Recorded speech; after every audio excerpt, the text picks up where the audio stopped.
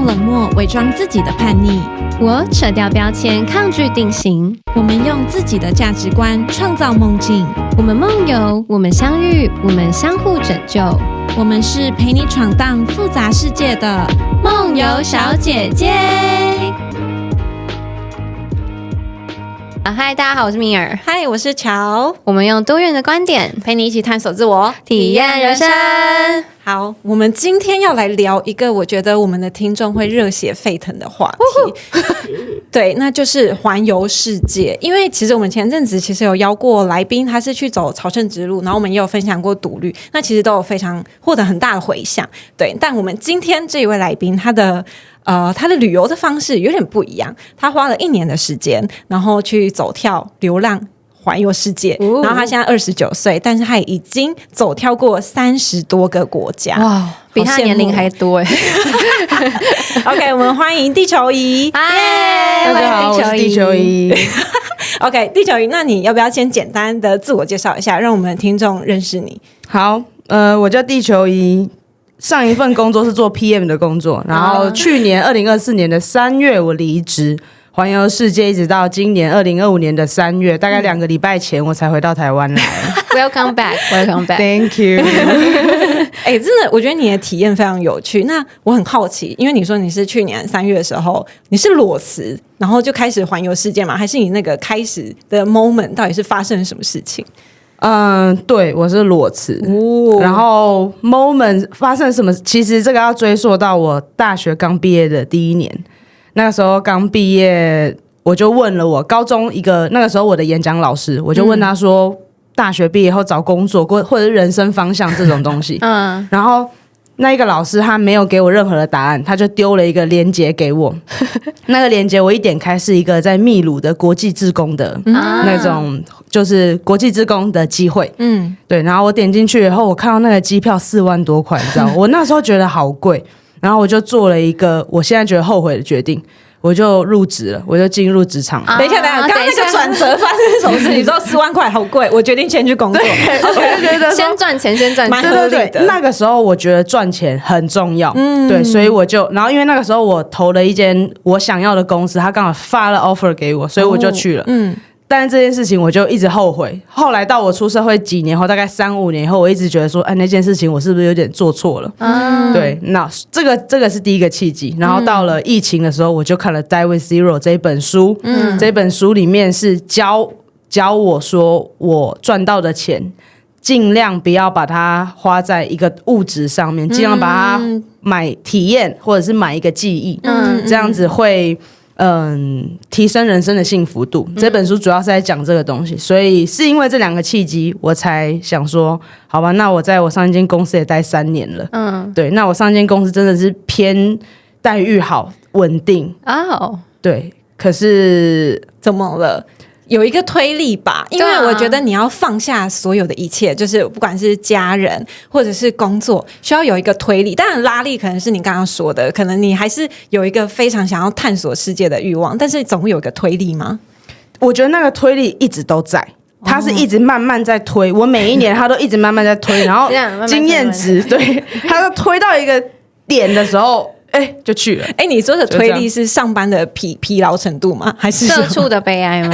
我觉得是一个，因为我一直都很喜欢旅行，那个没有办法尽情旅行的那个遗憾的推力。对，我觉得是这个原因。但其实如果你当时去了，你可能没有这么多经费可以环游世界。这个也是一个重点。所以我一方面是觉得说我在那么年轻22岁的时候没有去做这个国际志工，很后悔。但是我现在觉得说，至少我工作几年，我有一点存款，我才有余裕这样子玩。然后现在回了台湾，可以慢慢找工作。好，这还是现实面的问题，这没办法。那你那时候决定要放下这一切去环游世界的时候，我很好奇你的家人是怎么样，是支持你吗？还是怎么样的反应？我家人我就讲我妈啦，我妈她还是长辈嘛，所以她还是会有那种不能理解我为什么要离开这个好的工作，然后去玩，怎么是没有在赚钱存钱但是同时他又支持我，因为他跟我说，如果他年轻的时候没有在这个传统的束缚下去生小孩、结婚的话，他也会像我一样这样旅行。你妈很棒哎，对你妈他就这样也有一个跟我讲自由的灵魂哎。对他还是有那个沉睡的旅行魂在，对啊，只是说因为他做了这个选择，所以他旅行这一块他比较没有办法花那么多时间。不过他现在大概60岁嘛，他现在还是开始一直在旅行。哦，对啊，哇，你们这母女俩疯狂旅行，然后都没有一起旅行。对啊，我回台湾，他刚出国，我都没见到他。你们是没有要一起旅行的意思吗？我觉得会不会是2个人的旅游方式也不太一样，所以没办法就是一起。其实我的环游世界第一站斯里兰卡，我有带我妈啦。对啊，我真的被他雷到。吓到，跟长辈出游好像就是要有一些小备案，而且斯里兰卡感觉是个难度可能3颗星吗？我不太确定，因为它开发中国家没有那么的方便，然后我又自由行，我还带我阿姨，就是我妈的姐姐，超猛的。对，还有我妹，我们就4个人一起。那你们那时候扛几天啊？你带着长辈旅行几天？2个礼拜啊，2个礼拜，整整2个礼拜。那你的心得是什么？就是要花很多时间让他们什么东西要 on schedule，对，然后不太能有那个空闲耍废的时间，因为他们就会觉得说，我现在应该要去那边，然后我一整天都应该要排满，不要浪费，对，然后要帮他们找好尿尿的地方，然后吃的也要，你就是个旅行社，对，我就是要帮他们全部都顾得好好的，你是 babysitter， 对。那我很好奇，像你刚刚提到，可能每个人的旅行方式都不太一样，那你的旅行方式，你都是怎么样去制定你要去哪些国家，然后你要怎么样安排跟计划的，还是就没有随遇而安？我比较批型，所以说真的，我的计划很少，非常少。我就是 highlight 了几个我一定要去的，比如说像印度跟摩洛哥。然后其实那个时候有中南美洲，只是后来因为一些原因先取消，改到可能明年或后年。我就 highlight 了这2个国家。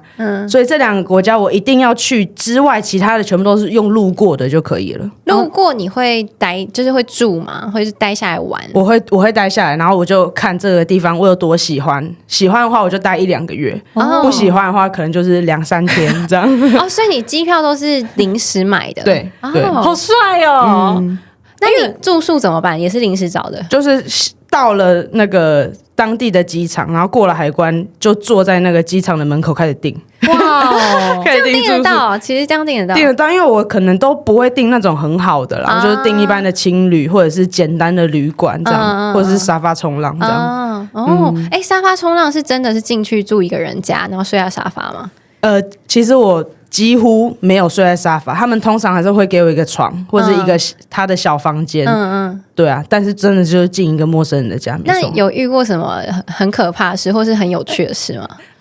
我几乎遇到都是好事，然后我也交到了还蛮多的朋友，到现在还有在联络。可怕的事情我就只有记得一件事，在捷克的布拉格，然后我就进去，他是一个男生，自己一个人住，然后我一进去他就开始跟我聊裸体。对，他就开始说这是我拍的裸体照，然后他就过来讲，他是艺术家。对，他是一个裸体摄影师，他说这是我拍的，然后就说然后他就把他 Google Map 打开，他就说这边有一个裸体海滩，你明天要不要跟我一起去？那你怎么办？对，你怎么回答？我就打哈哈，然后我隔天就说我突然有一个计划，我要先走了，然后我就跑了。那你晚上有很害怕他进来看你裸体吗？我跟你讲，我那一天他其实是住一个套房哦，所以我跟他不是单独隔的2个空间，他是睡床上。然后我是睡在他床旁边的一个沙发床上面 ，Oh my god！ 所以有点像是2张床并在一起。但是我一整夜我就是让我的脸朝着他，所以他只要有一个动静什么，我就会惊醒。那你应该睡得很不好吧？就是那一个晚上真的没有睡得很好，但是我其他的经验其实还是好的。真的假的？经验好的是说他们会把你当家人一样款待吗？对，然后会有一些。host 他们如果有时间的话，会带我去当地的一些当地人才会去的店，比如说餐厅、酒吧或者是一些景点，那边可能都没有那么多观光客，但是可能都更漂亮。对，或者是有一些是会带我去认识他的家人，比如说我妈妈住这边，然后我姐姐住这边，就带我去跟他们的家人见个面，走一走这样。但那通常是那个 couch surfing， 它是一个单独居的人会释出这样的房子，而且是一个家庭，比较多是哪一种？比较多还是单身的人，然后家庭这种的也不是没有，可是有家庭有小孩的，他们会比较希望来住的也是有小孩的，然后他们希望的是两家的小孩子可能异国的可以交流，他们是透过这种方式让小孩学习，对啊，所以家庭的我就可能我只有住过一两户这样。我以后如果有自己的房子，我想要让它变成那个 Couchsurfing 其中一个居所。会吗？你会有想要这个想法吗？我会，可是我现在是因为我现在跟家人住，但是我如果之后，因为我其实之后比较想要搬到花东去，我就会想要弄一个，但是我应该没有那么多能量可以每天接或很常接，我可能就看状态，对，1-2个礼拜接一组差不多，其实蛮有趣的，对啊，就可以跟外国人去交流，对啊，好好玩哦，对啊，感觉很好玩。好，我以后要这样。那你像你刚刚有分享嘛，你其实去过了很多国家，那包含像是亚洲还有非洲，亚洲的话是斯里兰卡还有印度，然后非洲的话是有埃及，那甚至是欧洲你也去过很多国家，那有没有哪一些国家你有非常深刻的印象想跟大家分享？我真的觉得我首推啊，真的是印度。为什么？我真的不是我发生那种最光怪陆离的鬼故有鬼故事，真的都是发生在印度，这样不是很可怕吗？就是那种最奇怪的。你很喜欢是不是？因为在印度，你真的会看到那种你觉得你这辈子真的不会看到的东西。我就真的有去看那个烧尸庙啊，烧寺庙直接看它烧吗？还是烧完的寺庙？为什么要烧寺庙？对不起，我没有去过印度，在场只有我没去过印度。印度他们就是有一个文化是。有一个1000年的城市叫做瓦拉纳西，那这个瓦拉纳西它就是依着印度的恒河，这样子盖的，就是沿着那个河畔这样盖，在那个河畔边就是可以看到他们的火葬文化。烧人吧，是烧人没错，但是他们的那个火葬文化不是像我们一样有一个棺材盖起来的，它就是人，然后上面可能会有放一块布，然后接下来用一些木头把它叠起来，就这样开始烧，然后它也不会有什么隔板什么，它就这样子光天化日之下，一天24小时都在烧，然后一天都烧很多具。那时候我就有去看那个场景，哇，我真的看到很完整的一具哦，然后我有看到它一整个历程，它会先开始滴油，真的就是黄色的油，真的很像我们吃烧烤一样，一模一样。它开始滴油，然后油开始滴下来，那个火就开始这样嗖，开始这样冒得很大，然后接下来就开始是看到皮肤烧焦，然后接下来就看到里面红色的肉，然后那一具尸体，它原本是这样子躺着，可是在火在烧皮肤的时候会把那个皮肤这样拉紧嘛，所以他后来是呈现这个状态，他就是躺着，但是他的手是举起来的，举起来哦，对，因为皮肤已经被拉得很紧，他就变成这个状态，就这样啊，我不知道，对，然后就真的看得超级明显的，我在那边看，然后因为它真的很多座，可能有几十座一起同时在烧，所以那个天上全部都是灰，可能都是骨灰还是什么灰烬、木头的灰什么的。到处这样飘，然后那个印度又很热，然后就这样一直粘在我的脸上。所以你脸上有别人的骨头，对，有人家的骨灰的，然后就很热。然后我那时候就看到那个因为他们的恒河的环境不是很好，比较脏一点。然后我就看到一块东西在那边，黑色的东西，它就在上面这样子载浮载沉，在那个恒河的那个表面这样子飘啊飘的。然后我就想说，那一块。就是该不会是什么某个尸块之类的吧？但是我那时候在说服自己，我说应该是不太可能，那应该只是一块垃圾还是什么东西之类。我才刚想完这个，我想说那应该只是一块垃圾。想完的下一秒，我旁边一个印度大叔他就丢一块东西到恒河里面，这样一丢，然后那一块东西进到那个水里面，他就这样，然后那一块的东西边边就。渗那个血丝出来，你就看到有东西这样子渗出来，然后那个声音就这样，那是一块头盖骨，对，然后那个头盖骨就这样子随着他们的母河就这样子飘飘飘，就开始这样子一直随着恒河这样往下飘，好可怕！他们怎么敢在恒河洗澡啊？还是真的很多人在那边洗澡哦。他们有分上下游吗？有，可是一整条不管上下游都有人在那边洗澡，对啊，哦。Unbelievable！ 所以旁边在烧尸体，我也可能在旁边洗澡。对啊，对对啊，然后就真的会看到漂浮物哦。那你在印度的过程中，你有什么不舒服吗？就是不管是吃的或是呼吸，因为我有听说过空气不是很好，空气真的不好，所以真的要戴口罩。然后最基本的拉肚子一定有，没有拉肚子，不要说有去过印度。我有小拉，我已经很注意咯，但是我还是有拉。对啊，然后食物我就觉得。对我来说，我真的觉得不是很合我胃口，所以我在印度待了大概快2个月吧，我应该瘦了有6公斤。可是你待很久，你不是，所以你还是最喜欢印度？对啊，你当初去印度的原因是什么？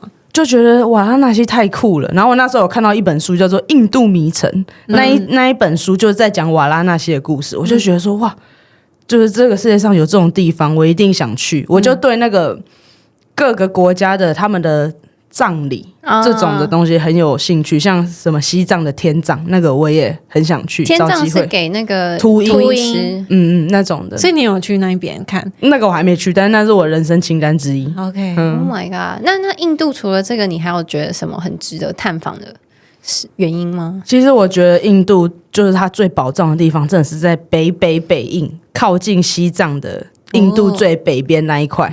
那边有拉达克。拉达克就是3个傻瓜拍电影的地方，一个是学校吗？不是，它是一个城吧，一个山城，但是那海拔已经蛮高了，可能已经有个2-3千、3-4千。拉达克，然后它旁边还有一个叫德兰萨拉的地方，是达赖喇嘛现在住的地方对，感觉是充满灵性的地方吗？它是一个藏传佛教为主的嬉皮村所以里面的人都很嬉皮。对，大家都过得很简单，然后大家都很专注在自我进修这一块那边有很多课可以上啦我觉得那边它是一个比较淳朴的小村，然后它很酷。那个小村进去，然后它就会有一座石墙，那一座石墙上面就贴了很多课程，贴了很多 DM，有什么冥想课、呼吸法、瑜伽课，然后烹饪课，或者是某一种乐器的课，你就可以在那个石墙上面找我想要上什么课，什么时间，大家都这样子，对，或者是一些某种印度的武功的课，都是那一种。那可是印度他们上那些课是用什么语言讲的？都讲英文他们是用英文讲的。对，会去上课都是外国人还是都是印度人？其实我在那边遇到比较多就是外国人，然后还有再来就是来自南印的，因为南印那边的人可能经济条件会比北印好一点，对，所以南印的人会比较有余裕可以这样旅行对，那你那时候上了什么课？我那时候上了一堂那个在内观中心一个3天2夜的一个来自奥地利的僧人他开的课，叫做 Less Desire Less Pain。对，那就在教说我要怎么样不去向外寻求渴望，而是去寻求内心的平静。它其实就藏传佛教的东西嘛，藏传佛教的教义就是这个，就是我追寻平静。对，然后也是因为这样，我其实现在蛮喜欢藏传佛教。我虽然还是没有宗教信仰，可是我喜欢藏传佛教给我带来的那种感觉。那你4天3夜都在做什么事情？就是一直冥想嘛，然后不吃不喝？没有，一定有吃有喝有吃有喝。就是内观中心，我每天早上我先从我住的地方走山路，走大概20-30分钟，到了那个内观中心。那内观中心环境很好，就在一个大自然绿意里面。进了那个内观中心就是不能讲话，一个对你不能去跟人家做交谈。进去以后就会有僧人开始带冥想，对，他会有一些颂钵，然后他会透过一些声音引导你进入那个冥想的状态，1个小时。结束了以后就开始上课，就开始上那个 Less Desire Less Pain。那个时候我修的那一门课，上完上到下午。就再冥想一次，然后今天就结束中间当然会有休息、吃饭、下午茶，就这样子。但是这些过程都不能讲话。我以为内观是不能吃东西的，因为我查过，然后他就说什么伙食都会很饿，但最后你会不想吃东西。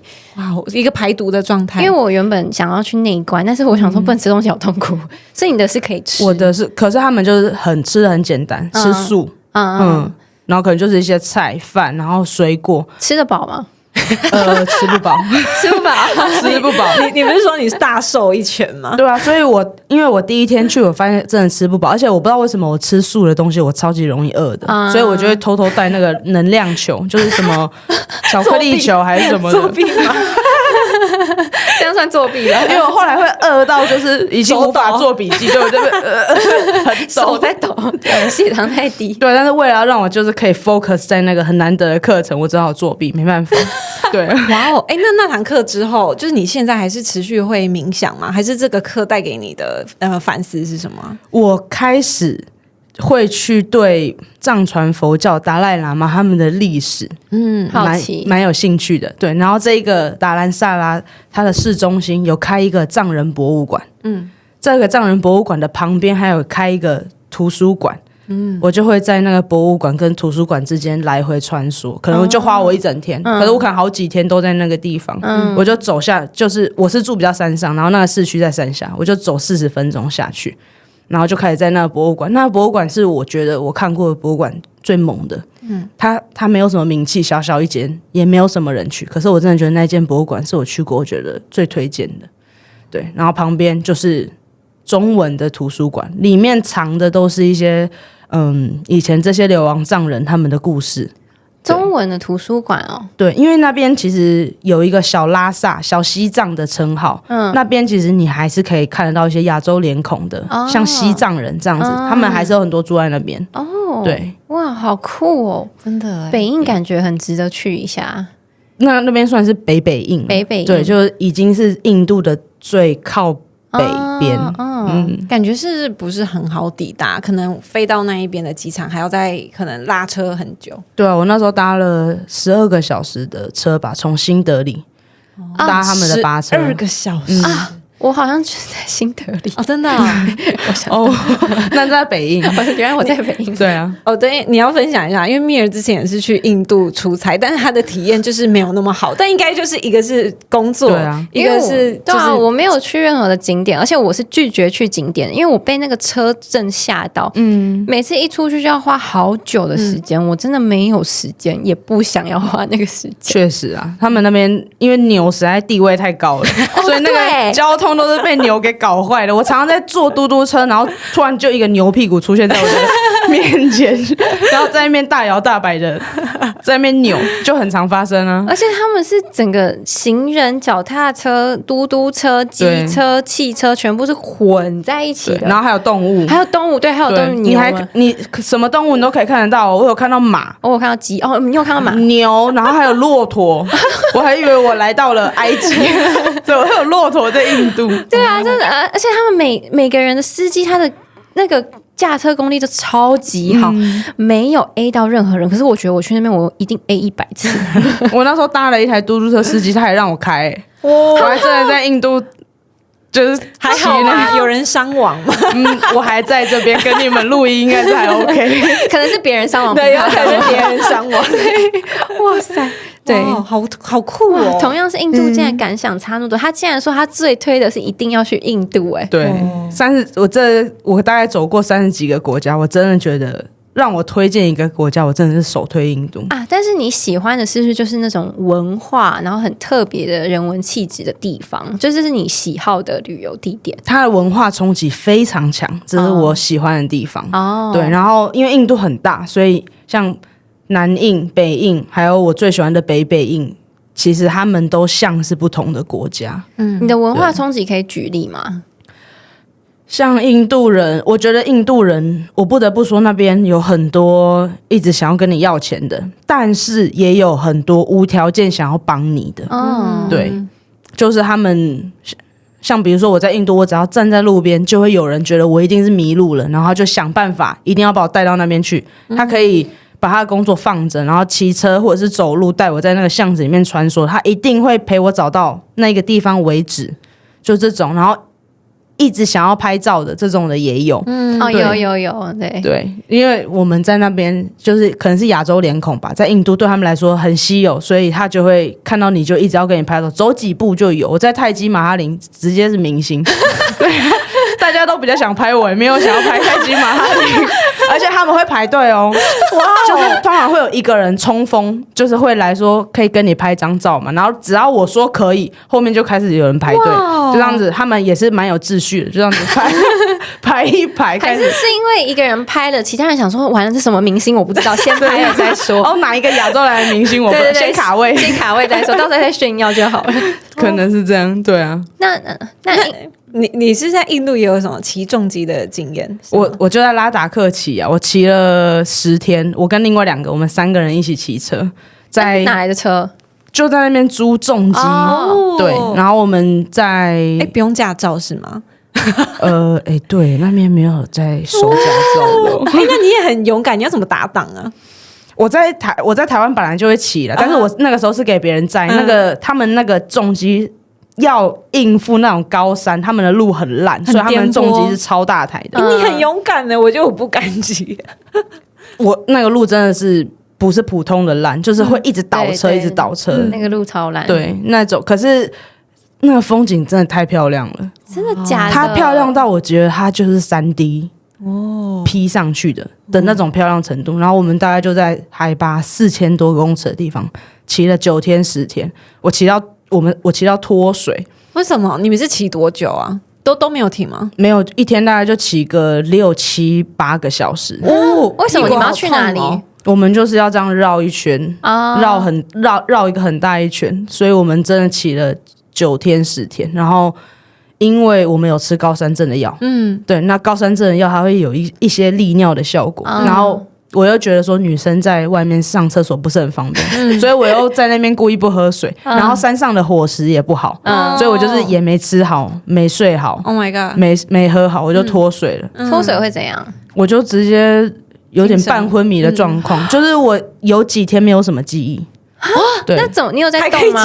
我有在动，我真的有在动。但是我觉得我的身体、我的大脑已经把所有的力气都花在维持我活着的这个机能，所以我的那些记忆啊，有些时候我已经看那个照片，我就不记得我有来过这边。Oh my god！ 对，然后我就是用我的本能在行走，在动作，这样子不会很危险吗？听起来是超级危险。我那个时候已经到第8天了，然后我真的已经不行了，我就。进了一间餐厅，我就躺在他那个餐厅的床上，我就在那边昏死。然后那个餐厅的小哥看到我，他就说前面有一个军医驻扎的那个营地，那是印度人驻扎在高山的，因为他们好像跟中国政府有一些问题的军人，那边有一个那个军医的系统，他就说我带你去那边看医生好了。哇，他真的把我载过去哦。然后你知道那个军医的帐篷之可怕，还破洞，然后。就是一个很简陋的一个小帐篷而已，然后我就被抬进去，里面就真的一个印度军医在里面，他就开始问我一堆有的没的，然后给我苹果汁，然后给我什么维他命 C， 然后在我的屁股上面打了3针。他打完3针大概20分钟，我满血复活，哇，真的、对我直接活过来，突然就可以走了，不用钱吗？他完全没跟我收钱，然后他还给我巧克力，然后给我苹果汁，就给我很多物资的补给。所以其实我觉得印度人。也有很好的印度人，对，他经历的难怪他会说是他最想再去的，对，很多事情对，我就在那个屋顶破掉的帐篷，然后那个床看起来超旧的，就是已经发黄了。但是我那时候已经别无选择，我真的那时候觉得我快要挂掉，然后那个时候海拔大概4000多公尺吧，真的也没有人可以来救我。然后其实我一开始我还觉得印度累累的，我觉得印度人的做事情的那个我没有办法。觉得他们很谨慎，对，可是他还是蛮厉害的，他还是真的扎了3针，然后我就活过来了。因为你也没得选了，我真的没得选，我只能把我的命交给他了。那你朋友都在旁边吗？对啊，对啊，我跟了2个。你那2个是印度当地人吗？不是，都是台湾人啊，他们只是刚好也去这样，就是原本就认识的，对啊。然后我们就想说，好，那我们就3人行一起上去，他们就照我这样下来。哇塞！哇，你是用命在环游世界？对啊，你能坐在这边，我觉得很了不起。那一次我真的有，因为我那次有失忆耶，我那一次真的是有几天是很片段的，然后因为那个路又超烂的，不是那种柏油路很好骑那种，我真的有几度觉得我快要撑不下去，然后我还在那个餐厅哭，因为我就觉得说，哇，我已经走到第8天了，然后再隔一天我要去一个叫做 Henley 的地方，那个地方是传说中最漂亮的银河村。对。然后我那个时候当地的导游还跟我说，如果你们有到达 Henley 的话，你们会是 Henley 第一组到达的台湾人。哇！我就觉得说我一定要摘这个勋章，我必须摘这个勋章。结果在临门一脚前，我在那边要死的，我那时候就很恨，我那时候就悔恨，然后就流下悔恨的眼泪。但你最后有去吧？我最后还是有去到，对，然后可能晚上半夜3点吧，零下18度，然后我们就裹着那个衣服棉被，然后就真的走到外面去看那个星空，哇，超级漂亮的。我觉得你这个不是旅行你真的是去流浪。对啊，对啊，我觉得用很简单的方式，真的是最简单，可能行李就2个包，可能16公斤左右。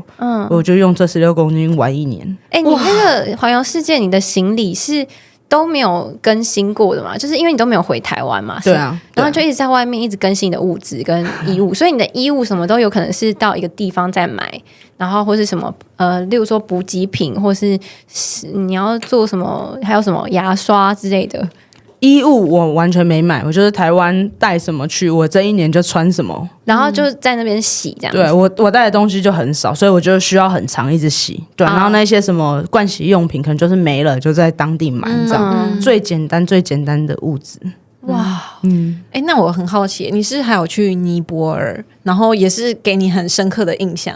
对啊，我在尼泊尔，其实我去年刚出发的第2站就是尼泊尔了。我那时候先爬了一个3天2夜的一个 Pun Hill 的路线，然后在尼泊尔我认识了当地的那个旅行社，跟他关系还保持得不错。后来我不是有在剪影片嘛，他有看到我那个影片，他就问我说：“那你要不要再回来一趟？我们互惠，我们做互惠。”他就说：“那我再带你去爬一个5天4夜的叫 Mardi Himal。”然后我可能就给他几支影片，那登山的钱他就帮我免了，这样。所以今年的3月我又回去一趟尼泊尔，但是我们这一次有带一些朋友，对，有带一些在台湾本来认识的朋友，他们就从台湾飞来尼泊尔，然后跟我们一起玩这个5天4夜的行程。然后里面有一个是以前是健身教练，他就带我们在喜马拉雅山群下做一些热身或是伸展身体，还有另外一个是催眠师啊，对，他的职业就是帮人家做催眠的，他就又带我们在喜马拉雅山群下大家一起冥想，好棒哦，那感觉真的超优的。然后刚好啊，就这么刚好我们这一次在尼泊尔山上遇到他们一个叫大壶节，还遇到一个他们的湿婆节。这湿婆节就是一个节日，是给他们的湿婆神的。那在这个节日，大家都可以在尼泊尔抽大麻，就是只有那一天，对，就只有那一天，要不然其他的时间在尼泊尔是不能抽大麻。哇，好酷哦！对，然后这个大壶节它更帅，它是12年才有一天的大壶节。那它的计算方式是木星公转地球一圈，大概是11.9年。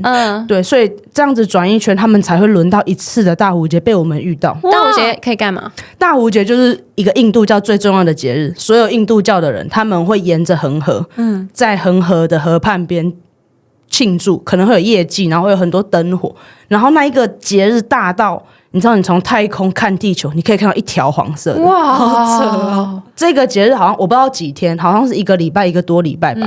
总共参与的人数会到达4到6亿人，4到6亿的印度教徒，他们都会在这边，好扯这一条路，对，不是这一条路，这一条河庆祝。对啊，我就觉得很酷，那个盛大到我可以在外太空看到这一条黄色的线，而且竟然被你遇到了，你简直比中乐透还要省。对，被我们遇到了。然后晚上我们就在那个山屋跟那个尼泊尔人在上面跳舞 battle， 好酷哦！对啊，对啊，好好玩。你这个一个环游世界有好多好多的体验哦。对啊，我觉得有好有坏。我们这次爬那个5天4夜的，爬累的半死，结果上去看到一片雾，什么都没看到。然后去年爬那个3天2夜的，就看到非常漂亮的大景。对啊，所以我觉得旅行可能就是这样子，有时候你只要花一点点努力，你可以收获一个很大很大的风景。可是有时候你努力很久很久，你收获就是没有什么东西。对啊，所以可能就是不要太多预期，总之会发生的就是会发生。对啊，我那个时候就是 Marty Himmel 是要看一个叫鱼尾峰的一座山，没有看到，但是我觉得那5天4夜跟这一群朋友这样子爬聊天，我觉得可能人生也没有几次，所以我还是觉得非常非常珍贵。哇，听起来好棒！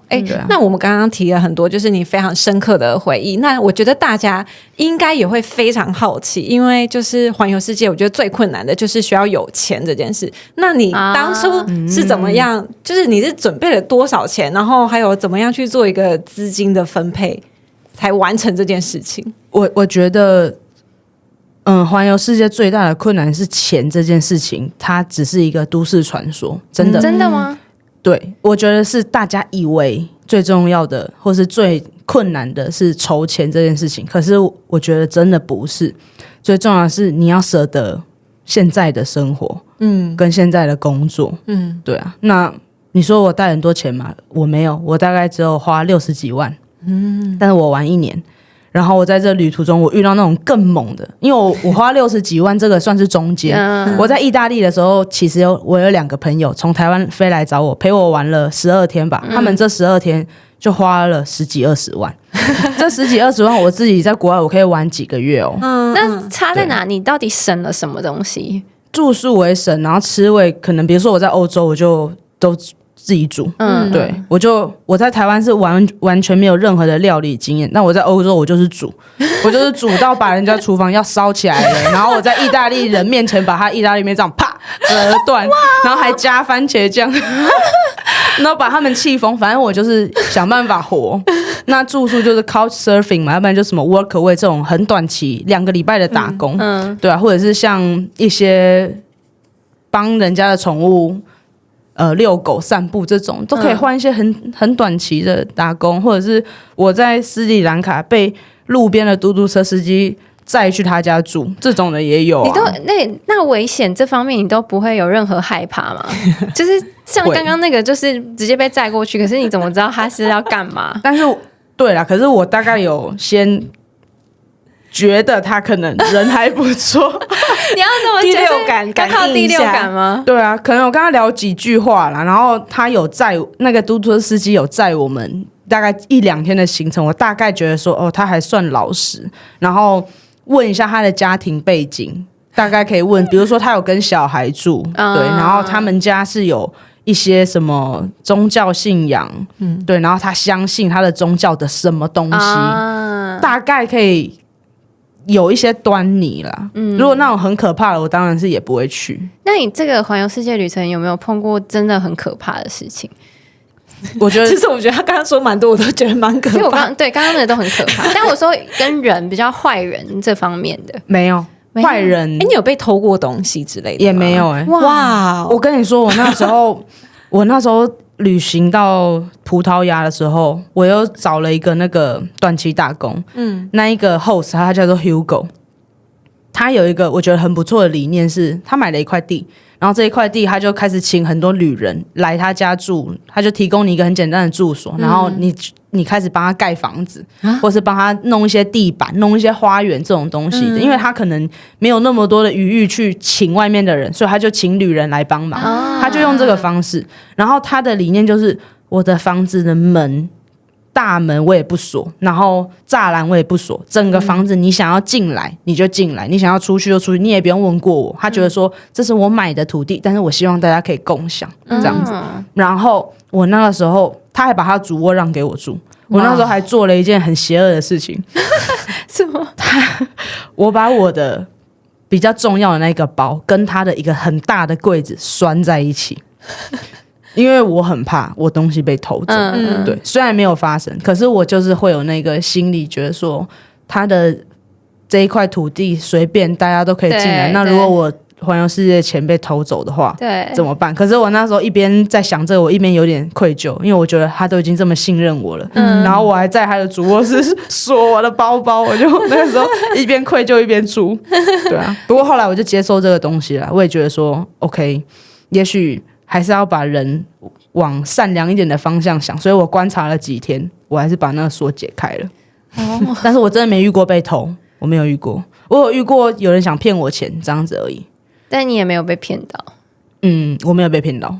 哇，其实蛮厉害。这算是一个幸运的旅程吗？就是有太多人在国外有遭遇一些被偷，或者因为我之前在 Reels 看到有人就是也是类似环游世界，然后他就有人要载他，他觉得好开心哦，哇，认识朋友，就他就被迷昏了，然后去柬埔寨吗？然后迷昏之后醒来，他好像没有说发生什么事，可他就一直哭，我不知道他发生了什么事。所以我觉得你好幸运哦。我觉得有可能是因为那一些场所我比较没有去，因为我晚上我喜欢在家里面了。对，然后比如比较常可能会发生这种事情，可能是酒吧或者是晚上的夜店这种的，我觉得比较有几率发生，或者是那种真的陌生人给你一杯饮料那种，我的那个警备心就会拉到最满。对吧？所以我是没有什么遇到。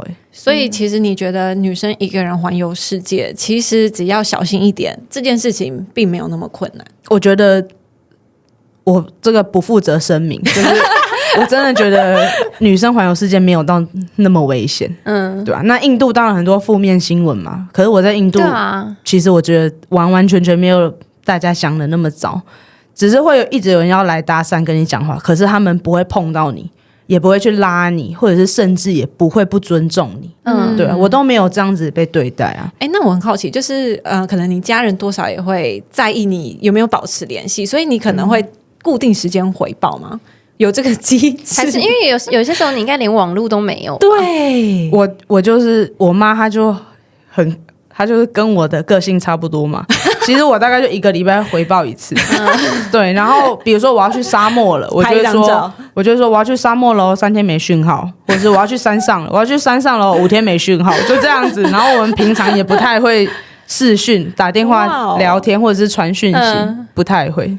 心脏很大颗。对啊，我只要说1个礼拜我跟他更新一次，说我还在，我还活着啊，我现在在哪个国家，大概这样子就 OK。哇，你算是有自由的家庭，自由的灵魂。真的。对啊，刚好我妈跟我一样是这样，所以我很幸运，因为这样我在这趟旅程中我比较少需要担心我妈的情绪怎么样。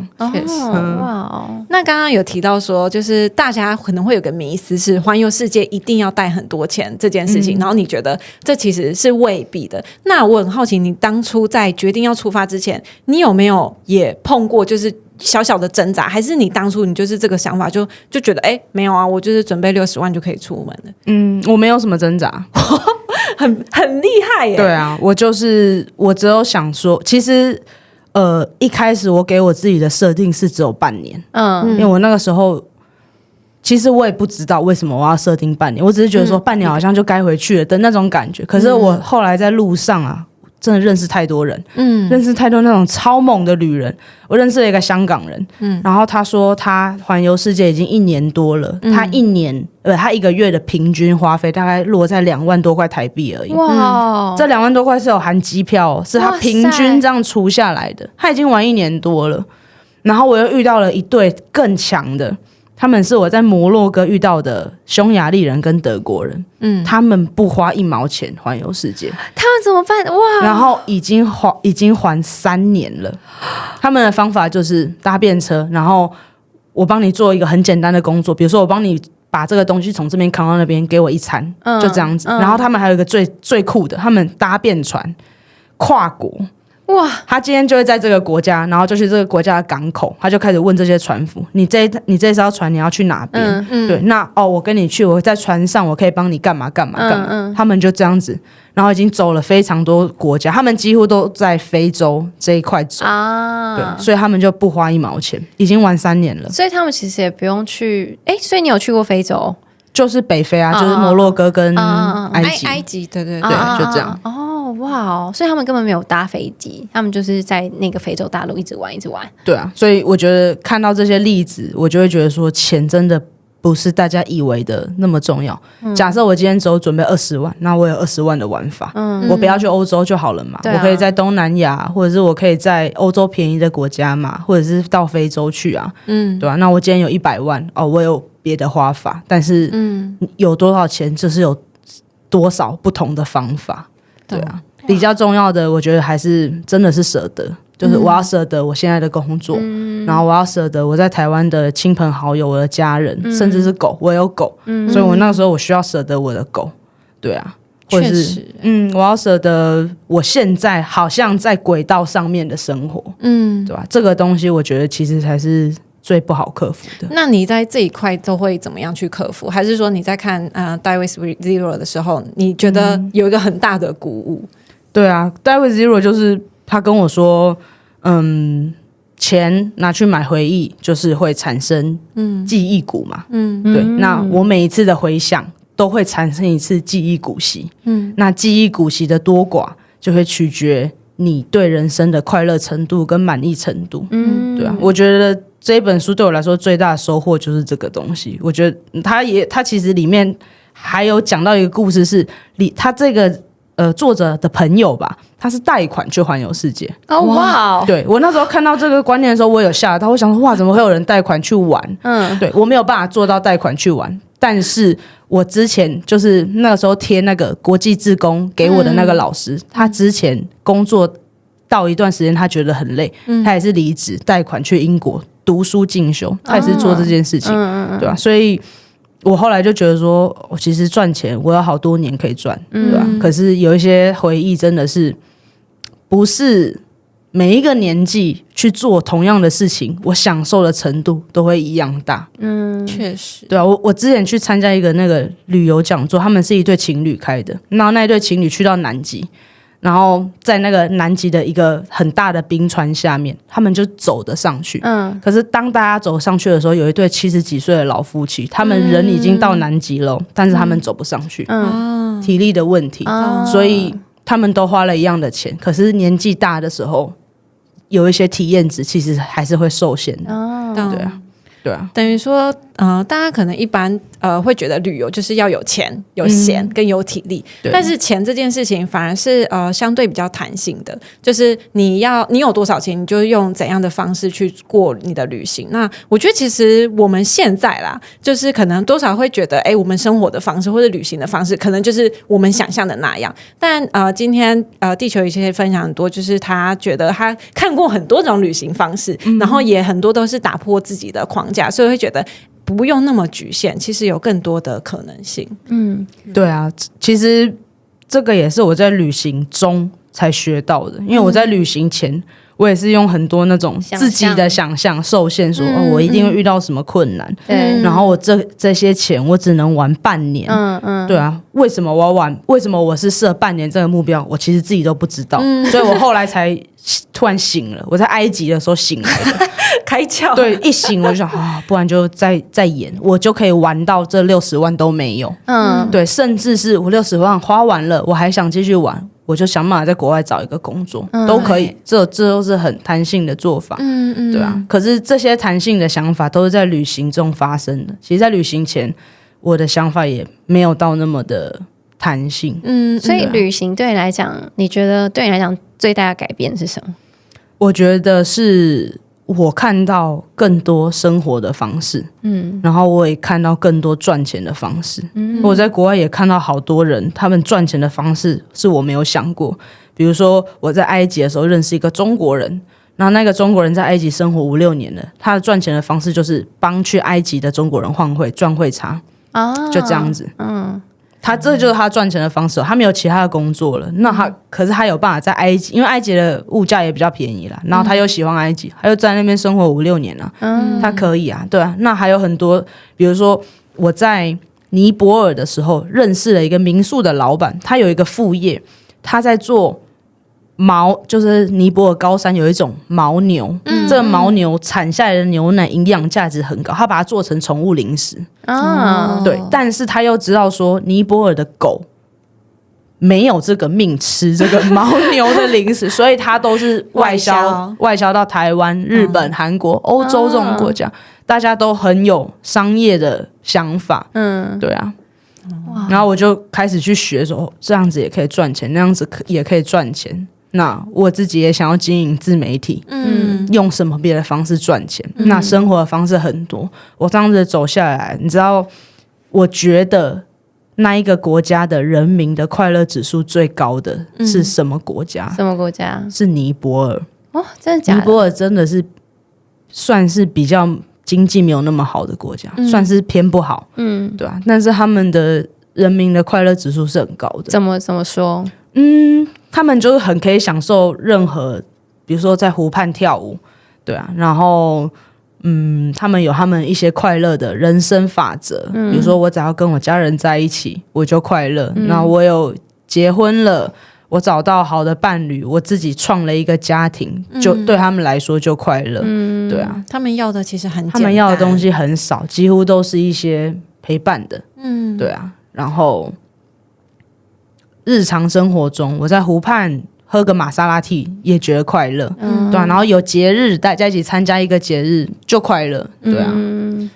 我觉得听完好热血沸腾哦，而且你要去环游世界了吗？有，我也蛮想要的。但我觉得那个地球仪它的旅行方式是直接就是那一年去环游世界，但其实每个人的环游世界可能也不太一样，有些人可能还是去上班，但是他是用一些休假的时间，可能就是慢慢的去几个国家，就是慢慢的去pick up 他想去的一些景点。有啊，你可以像那个地球一样半年，然后再延到1年环游世界。你也可以每个月出国，对，你也可以就是3个月出国，然后工作12减3多少9个月，然后再3个月出国，再工作9个月。对啊，对。那如果今天有个听众，他也想要像你一样，就是很帅气的拿起背包当背包客去环游世界，那你会给他什么样的建议吗？我的建议就是只要有勇气就可以出发，然后不要去过多的去想我在这一段环游世界的过程中我可能会失去什么，不要去想太多这个东西。比如说有人会想说我失去了1年的工作可以累积的经验，我失去了这1年我可以存的钱，可是不要去想太多这个，可以去想我在环游世界的这1年我会得到什么，得到的东西绝对3000%会超过你觉得你会失去的东西，这是我的心得啊，因为我真的觉得这1年得到的东西太多了，对啊，可能我这1年我可以存个几十万，但是我觉得这个几十万都没有我这1年得到的东西还要来的有价值。然后我最近也在看一本书，我忘记书名了，反正他就是在讲说人生是长跑的，很长的一段马拉松，所以我这1年失去的东西只是这个马拉松的非常小一部分，但是我这1年我学到的思维可以受用我人生往后的30年。对，哇，好励志哦，真的那本书叫什么？人生长效什么的啊？之后再补上。对，之后再补在这。好，那接下来你还有什么其他旅游的计划吗？因为我们其实是得知地球仪他刚回台湾，然后马上就把他抓来录音室，怕他不见，怕他不见，马上又跑走了。有啊，我下个礼拜吧，我要开始随机的开车在台湾环岛1个月或1个月半，然后就可能就用露营的方式，或者是一样沙发冲浪，对啊，或者是住青旅，就这样。然后我也打算要把它拍成一个系列的企划啦，一样会放在我的 Instagram 上面跟大家分享故事。好啊，那如果最后如果地球也想要跟大家分享一下要怎么样去找到你的话，你要怎么大家怎么找到你呢？可以到 Instagram 上面去搜寻地球仪滚动中，应该就可以找到了。对，或者是账号的话就再麻烦你们放在下面的连结。没有问题。好，那今天差不多了，然后非常感谢地球仪跟我们分享那么多，谢谢，我觉得真的热血沸腾，而且好感动哦。对啊，感觉就是你只要有勇气就可以上路，非常的。其实我觉得这个思维受用在任何的情境，假如说要创业，或者是我们要做自媒体，其实好像都是在讲一件事情，不要想太多，总之做就是对了。对，我觉得先做，然后中途你很多机会可以修。对，我遇到了问题，我就是会想办法解决。对，但是尽量是我想到这个点子，跟我开始做，这中间的时间越短越好。因为像我有3分钟热度的问题，对，所以如果我前面的那个计划，我花太多时间在那边计划的话，我计划完我就消掉了。我可以理解，因为我也3分钟热度啊，所以我习惯我想到了以后，我就直接开始做了。对，然后不管，反正后面可能会很惨，但是 OK 没关系，很惨就再那个重振雄风也对对 OK，对，你还可以浴火凤凰，没问题的，对，没有错，没有问题的。好啊，我们今天聊得很开心，然后谢谢地球仪，谢谢谢谢拜拜，拜拜。